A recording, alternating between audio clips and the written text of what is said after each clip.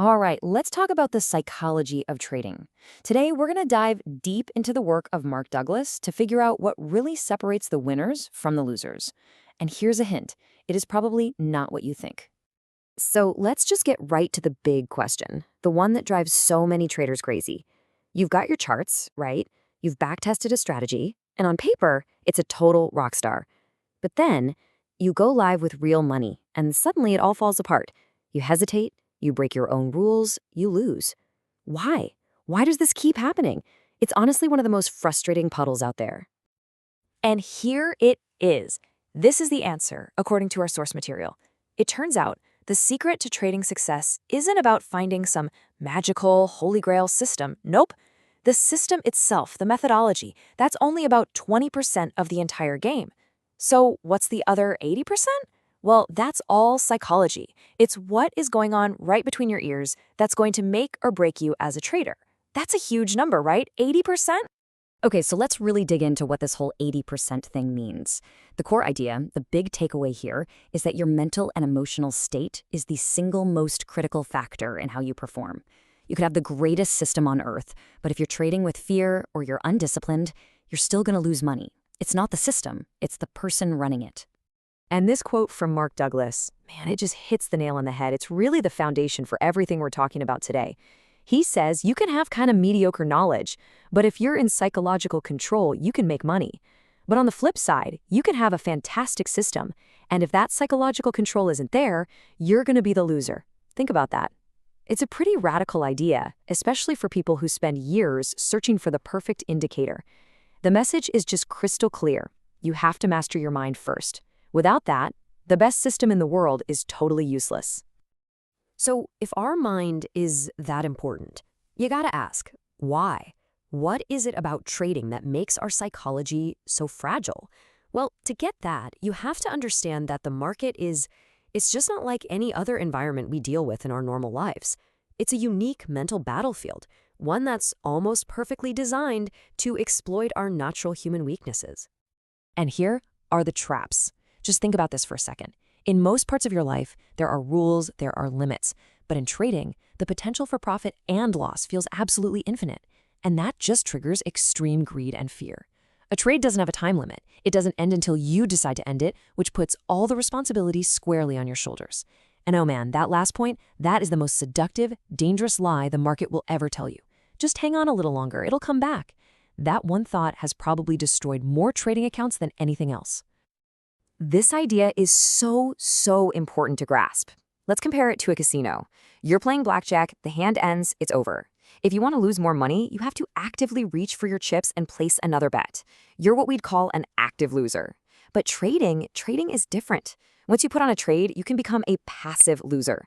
You don't have to do anything to lose more and more money.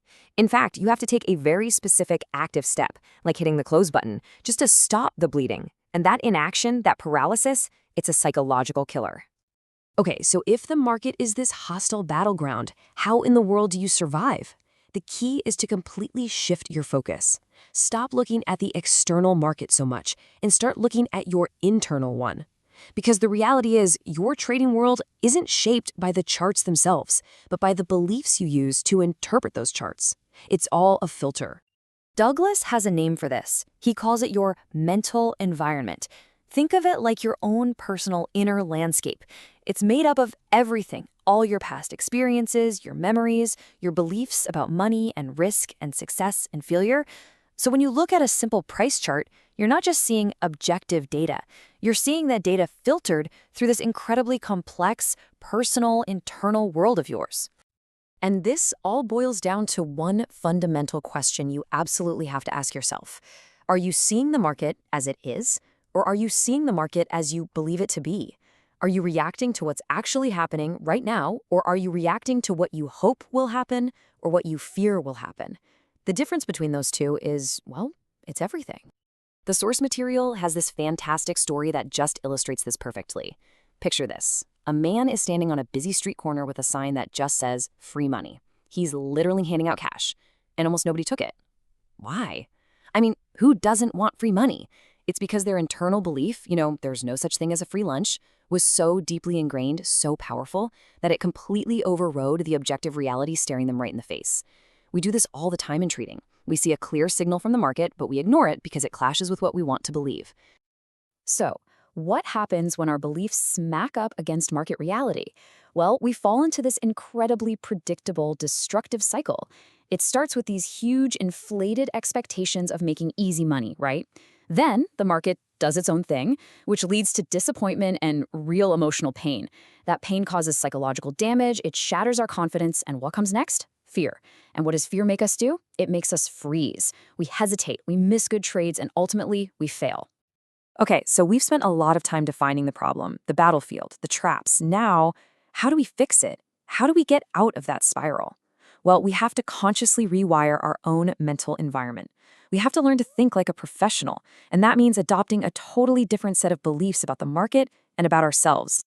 And this right here, this is one of the biggest, toughest mental hurdles for any trader to get over. It's all about the ego. From the time we're kids, we're taught that being right is good. But in the market, your need to be right is your absolute worst enemy. You have to decide what's more important, being right or making money. Because, and this is crucial, the two are not always the same thing. A pro trader doesn't care about being right on any one trade. They care about being profitable over the long haul. They can be wrong more often than they're right and still make a fortune. And this is the belief that will set you free. The market is never wrong. It just is.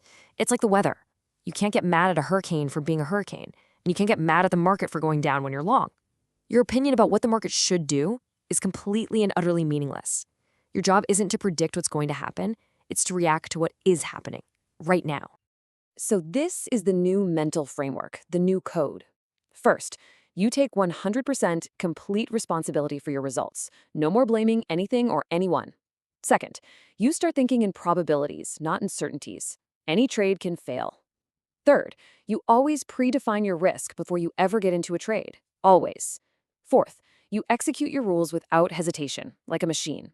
And finally, you build that deep self-trust that you can handle any outcome, a big win, a frustrating loss, without letting it destroy you emotionally. So when you boil it all down, it comes back to one core skill: discipline. But here's the thing. So many people think of discipline as this personality trait you're either born with or you're not. The source material argues that is completely wrong. Discipline is a mental skill. And just like any other skill, you can learn it, you can develop it, you can get better at it with practice. I absolutely love this definition of self-discipline because it totally reframes the whole idea. It's not about being rigid or having some superhuman willpower. It's a conscious process. It's about first recognizing a belief that's hurting you, like, say, the fear of taking a loss. And then it's about willfully choosing to act outside the boundaries of that belief to achieve your goal. You act despite the fear, not waiting for the fear to disappear. That's the key.